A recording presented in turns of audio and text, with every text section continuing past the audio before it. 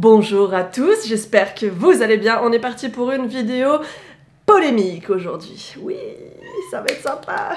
T'as hâte toi aussi? Ça va être la merde, je le sens. Alors, aujourd'hui, après les... combien j'en avais mis? Je sais plus. Les erreurs à ne pas faire à Disneyland Paris. Aujourd'hui, on va parler des choses à ne pas faire à Disneyland Paris, genre les interdictions, ou en tout cas, ces comportements qui ont lieu à Disneyland Paris, qui vont à l'inverse du savoir-vivre, tu vois, du civisme, bref, des bonnes manières.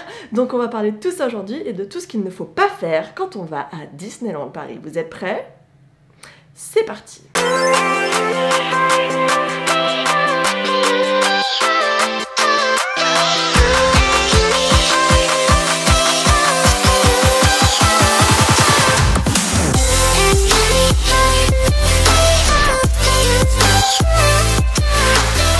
Alors, ces petites choses sympas dont on va parler aujourd'hui, je ne sais pas pourquoi, franchement, elles ont lieu à Disneyland Paris et quelque part, j'espère que vous, dans la vidéo qui êtes abonné à ma chaîne, vous ne vous reconnaîtrez pas là-dedans parce que ça voudra dire que j'ai une communauté qui sait vivre ensemble, tu vois, qui est bien élevée, qui a des bonnes manières et qui n'agit pas comme des sauvages, voilà, quand ils vont à Disney. Et puis bah pour les autres, j'espère que cette vidéo vous découragera d'avoir ces comportements-là quand vous serez à Disneyland Paris parce que bah... c'est pas cool quoi, voilà, c'est tout. Quoi? Qu'est-ce qu'il y a? Non, bah non, oui t'as vu j'ai pas mis le fauteuil, j'ai mis une chaise aujourd'hui, du coup tu peux pas monter, comment on fait? Alors, je sais pas si vous avez remarqué, mais des fois à Disneyland Paris, il y a des gens, ils ont des comportements vraiment chelous. Je saurais pas mettre un autre adjectif dessus, à la limite désagréable ou complètement what the fuck, hein, voilà. Ça c'est pas mal. Des comportements complètement what the fuck, parce qu'ils sont dans un parc à thème, parce qu'ils ont payé une blinde pour être là, et que de toute évidence, pour certains, ça leur donne le droit de faire n'importe quoi.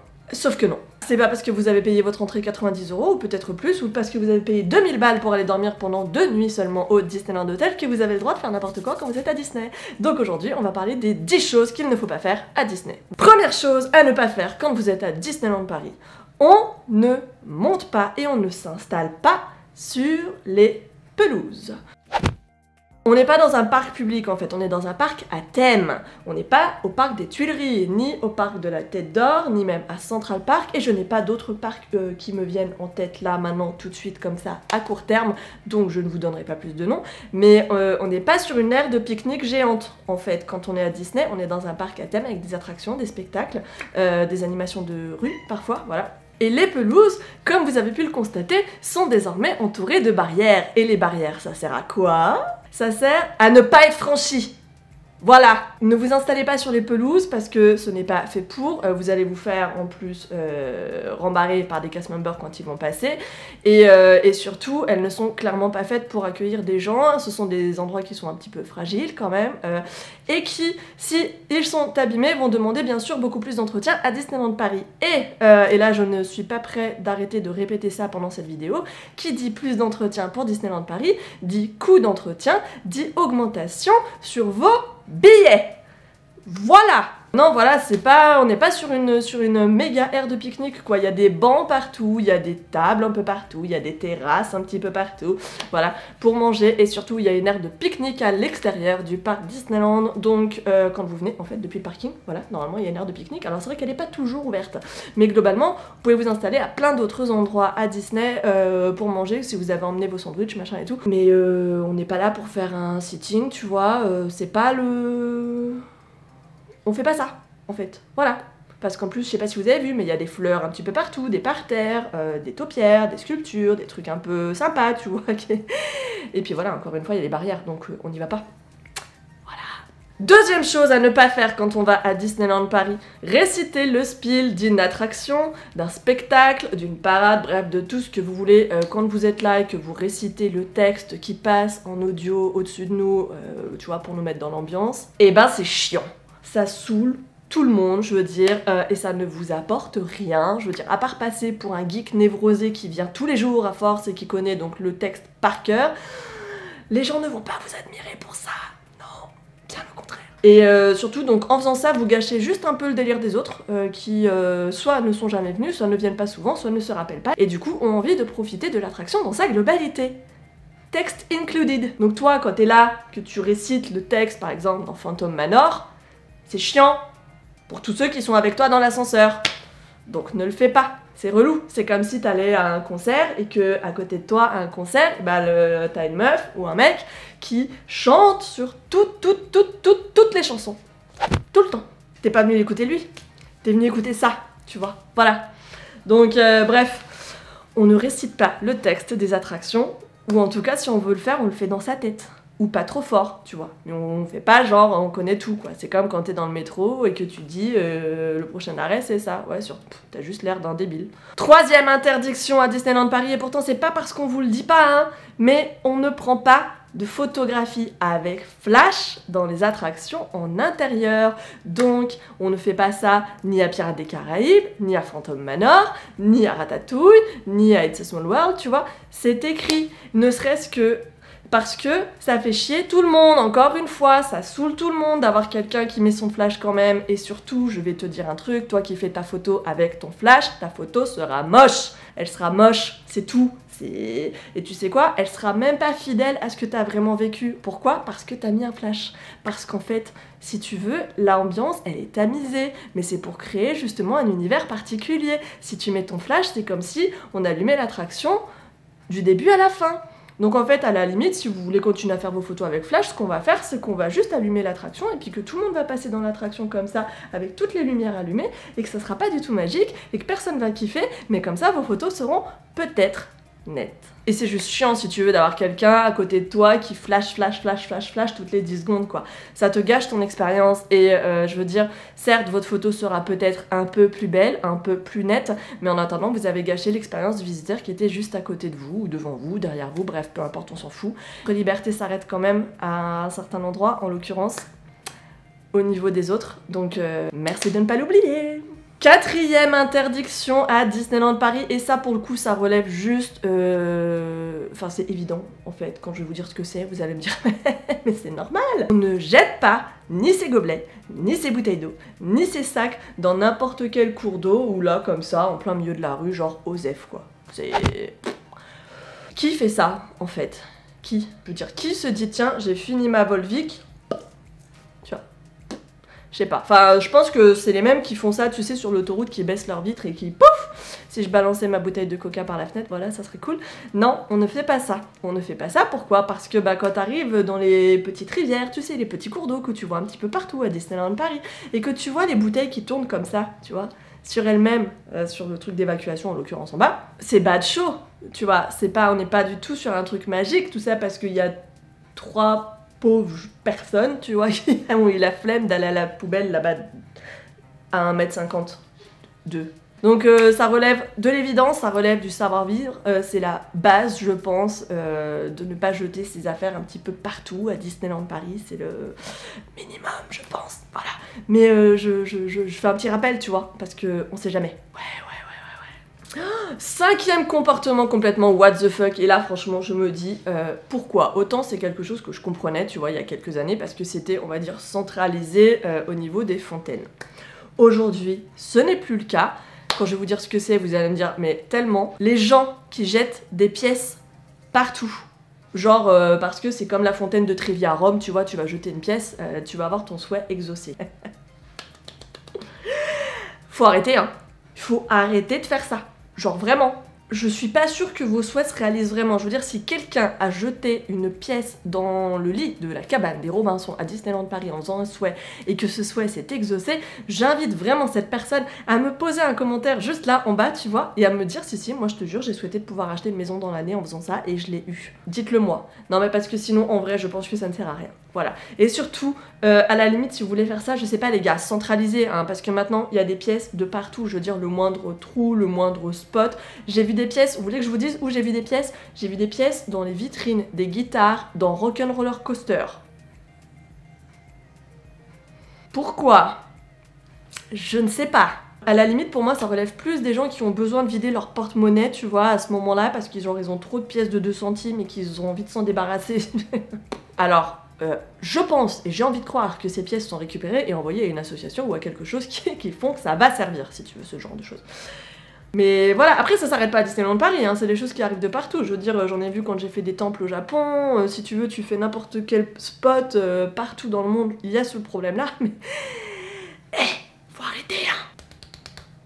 Sixième action un peu what the fuck à mon sens, mais qui à la base a une gesture un peu romantique, mais là encore une fois il faudrait envisager peut-être de centraliser cette action, le fait d'accrocher des cadenas un petit peu partout à Disneyland Paris. Là encore une fois, est-ce que ça a vraiment scellé votre amour que d'accrocher un cadenas sur la barrière de It's a Small World? Est-ce que quelqu'un peut me dire en commentaire, s'il vous plaît? Parce que là, je suis pas sûre, hein, vraiment pas sûre. Et alors surtout, je vais vous dire où est-ce que j'ai vu un cadenas la dernière fois, et là je me suis dit, mais pourquoi? Enfin... j'ai vu un cadenas, deux même peut-être, accroché au truc de filet, tu sais, qu'il y a à l'intérieur de Skull Rock. Skull Rock, pour rappel, c'est la tête de mort dans Peter Pan, tu sais, à côté du bateau du Capitaine Crochet. Voilà, donc tu peux rentrer dans ce crâne, et à l'intérieur, il y a une petite barrière en filet. Voilà, là, il y avait des cadenas accrochés. Alors, au niveau du romantisme, je sais pas. Au niveau de l'action sur le fait que ton couple sera à jamais lié, j'ai des doutes. Mais voilà, encore une fois, enfin, je sais pas, centraliser, choisissez un truc. Je sais qu'à un moment, Disneyland Paris a fait une action où justement, ils vendaient justement leur propre cadenas dans le but de les accrocher à une grille qui était, il me semble que c'était sur le puits de Blanche-Neige qui est situé juste à côté du château de la Belle au Bois dormant. Voilà, quand il y a ce genre de choses, centralisez-vous à cet endroit-là. N'en mettez pas de partout. Ça ne sert plus à rien au bout d'un moment, tu vois. Et puis c'est moche quoi, franchement, d'avoir des cadenas qui traînent partout, c'est chiant. Donc je vais passer pour une pain bêche moi avec cette vidéo, les gens ils vont dire ah mais en fait t'as vu, elle est pas sympa. Bah non. Septième interdiction cette fois-ci, et pour le coup j'insiste vraiment là-dessus. Tous ces gens qui montent sur les décors à Disneyland Paris ou qui en arrachent des morceaux genre pour un souvenir, tu vois, faut arrêter. Les décors ne sont pas faits pour être escaladés, c'est pas pour rien si au bout d'un moment bah, on se retrouve avec des barrières autour des décors. Voilà, on l'a encore vu très récemment sur la saison des super-héros l'année dernière, vous le savez, il y a eu des statues géantes donc qui ont été disposées au Walt Disney Studios. Ces statues, les premiers jours de la saison, n'étaient pas entourées de petits filets, voilà, sauf que évidemment, bah, y en a bien qui ont dû essayer de monter sur les fameuses statues. Résultat des courses, les statues ont été entourées de barrières, voilà. C'est aussi le cas aussi, mais ça c'est un petit peu plus vieux, sur le décor de Cars 4 roues rallye au Walt Disney Studios toujours, où au tout début, donc les voitures que vous pouvez voir devant l'attraction, donc c'est, j'ai oublié leur nom, mais bref, c'est ceux qui vendent les pneus là dans le film, voilà, ces voitures là étaient en libre accès, c'est-à-dire qu'on pouvait se poser à côté pour faire des photos, voilà, sauf que bah, au bout de quelques mois, qu'est-ce qui s'est passé? Il y a des barrières qui sont arrivées parce que bien sûr, encore une fois, des guests ont voulu sans doute les escalader, voilà. En fait, quand vous voyez des barrières arriver à chaque fois sur des morceaux de décor qui viennent d'être mis en place à Disneyland Paris, c'est parce que bah, y a encore des gens qui ont essayé de monter dessus. On le voit aussi à chaque saison d'Halloween où tout le monde essaye de grimper sur les ronces qui sont dans la cour du château à Fantasyland. Ce n'est pas fait pour, les gars, pourquoi est-ce que vous essayez encore? Donc escalader les décors, déjà, 1, c'est hyper dangereux, 2, vous risquez de les abîmer, et donc par extension, de gâcher la magie des autres visiteurs. Voilà, c'est très sympa, hein. Je pense notamment, pour cette partie-là, aux décors qui sont en fait dans le labyrinthe d'Alice au Pays des Merveilles. Voilà, vous savez, à un moment, il y a une arche comme ça de cartes, donc on passe en dessous. Je ne compte plus les guests et les enfants, ou les guests qui posent leurs enfants justement sur ces fameuses cartes pour une photo, sauf que ben, les décors ne sont pas invincible, voilà, et que ben, plus d'une fois, le pied de ces cartes s'est cassé. Derrière, ça entraîne encore une fois des réhabilitations, tout ça, l'attraction est abîmée. Il y a quelques années en arrière, je vous dis ça, c'était il y a peut-être 10 ans, tu vois, il y avait aussi la Reine de Cœur dans ce même labyrinthe qui n'avait plus de couronne, parce que bah, y a des gens qui ont pris la couronne. Voilà. Et si l'arbre des Robinson vous paraît dénudé à certains endroits, c'est aussi bah, parce que toutes les feuilles qui étaient accessibles, en tout cas à la main, comme ça, tu vois, voilà, aux guests, ont été arrachées par ceci. Moi, il faudra quand même qu'on me dise qu'est-ce que tu fais concrètement, hein, je veux dire, est-ce que tu l'encadres, est-ce que c'est un truc de ouf, tu vois? Qu'est-ce que tu fais d'un morceau de décor que tu voles à Disneyland Paris? Je veux dire, ceux qui ont pris la couronne, là, justement, de la Reine de Cœur dans le labyrinthe, vous en avez fait quoi? Je sais pas, vous l'avez exposé chez vous, genre volé à Disneyland Paris, tu vois? Tous ceux qui ont pris une feuille, justement, de la cabane des Robinson, c'est... On est bien d'accord que 99% d'entre vous l'ont jeté après à la sortie, hein? Voilà, donc vous avez juste défoncé le décor pour rien. Ça ne sert à rien, ça abîme, et encore une fois, ça entraîne une hausse des prix parce que l'entretien, ça coûte cher à Disneyland Paris. Oui, je précise, parce que visiblement, c'est pas clair pour tout le monde. 8e interdiction ou action complètement what the fuck qu'on a pu voir en tout cas à Disneyland Paris, les gens qui montent sur les poubelles pour regarder le spectacle Illumination donc le soir, enfin ou Dreams en tout cas avant, et la parade vers 5h, voilà tout ça. Faut arrêter, hein. Quand on vous dit qu'il faut pas monter sur les décors ou qu'on ne monte pas sur les colonnes de Main Street USA ou qu'on ne se met pas debout sur les bancs et tout, c'est pas pour vous faire chier, c'est pas pour que vous ne voyez pas justement le spectacle, c'est une question de sécurité, c'est-à-dire que si vous vous pétez une jambe en descendant de la poubelle, comment ça se passe quoi. Il y a aussi une fois où j'ai vu un truc, je crois que c'était sur DCP que j'ai vu passer ça, où il y a une personne qui a pris une poubelle, qui l'a déplacée en plein milieu de Main Street, tu vois, pour s'installer dessus, pour regarder, c'était Dreams à l'époque, voilà. Qui évidemment, bien sûr, n'a pas remis la poubelle à sa place après, hein, parce que sinon ça serait trop simple. Pourquoi? Je sais pas, enfin... Je veux dire, à part tu vois mieux, c'est sûr, mais du coup, comme toi, t'es debout au milieu de nulle part, tu vois, avec ta poubelle sur Main Street USA, tous ceux qui sont derrière toi, évidemment, ne voient plus rien. C'est dangereux, ça fait chier tout le monde, et c'est interdit, surtout. Donc, pourquoi vous insistez? Hein? 9e action, pas terrible, mais on va dire qu'il y a quand même il y a une zone floue si tu veux, ou en tout cas moi je me permets de mettre une zone floue sur celle-ci. 9e comportement un petit peu relou que peuvent avoir certains visiteurs à Disneyland Paris, mettre ses enfants sur ses épaules. Et là j'ai perdu tous les parents qui suivent mes vidéos. Ils sont là à dire non mais attends, c'est vraiment scandaleux. Je suis maman moi aussi, j'ai un enfant donc moi aussi, donc j'ai cette problématique moi aussi quand je vais à Disneyland Paris avec elle, et croyez-le ou non, en ne la mettant pas sur mes épaules, elle arrive quand même à voir la parade. Oui oui, et même Illumination. On va dire qu'il y a une zone un peu floue, c'est-à-dire que ce n'est pas complètement enfin en tout cas je ne vous décourage pas complètement à le faire, c'est-à-dire que je pense qu'il est possible de mettre ses enfants sur ses épaules à partir du moment où ça ne gêne personne derrière soi. C'est-à-dire qu'en gros, si vous êtes sur Main Street USA et que vous êtes quasiment dos aux boutiques, il n'y a plus personne derrière vous, ou en tout cas qu'il n'y a que le passage, tu vois, donc plus personne ne s'arrête pour regarder la parade, à cet endroit-là, vous pouvez mettre votre enfant sur vos épaules. Voilà, si ça ne gêne personne derrière, c'est complètement possible de le faire. Mais si vous êtes le premier sur le rang, là, des spectateurs qui regardent la parade, voilà, et que dès que la parade commence, vous portez votre enfant, vous le mettez sur vos épaules, derrière, en général, c'est suivi de gros soufflements, de gens qui râlent, tu vois, qui sont pas contents, machin, qui vous le font en général savoir, machin, et la plupart du temps, les gens qui ont fait ça s'en foutent, hein, royal, on va pas se mentir. Pareil pour Illumination, quand vous êtes juste devant, que vous êtes sur Central Plaza et que vous allez bien voir de toute façon, ou que vous soyez, à moins que vous ayez un arbre ou un poteau devant, dès que le spectacle commence, si vous êtes là et que vous prenez votre enfant et que vous le mettez sur vos épaules et que ça gêne tous les gens qui sont derrière vous, je sais pas, au niveau savoir-vivre, au niveau civisme, au niveau vivre ensemble, tu vois, ce qui serait cool, c'est que vous pensiez à ceux qui sont derrière. Je sais pas, c'est du bon sens, non? Tu vois? Voilà.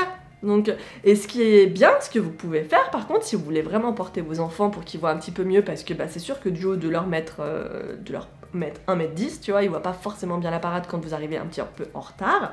Ce que vous pouvez faire, c'est les porter là, tu vois, à cet endroit-là. Alors oui, c'est un petit peu plus lourd, oui, c'est un petit peu plus compliqué, mais ça se fait, je vous assure. Faut juste aller faire quelques séances de body pump avant.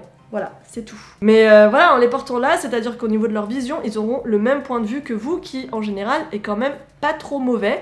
Donc vous pouvez faire ça. Et sinon, dernière solution pour que vos enfants voient vraiment la parade, je vous en donne deux.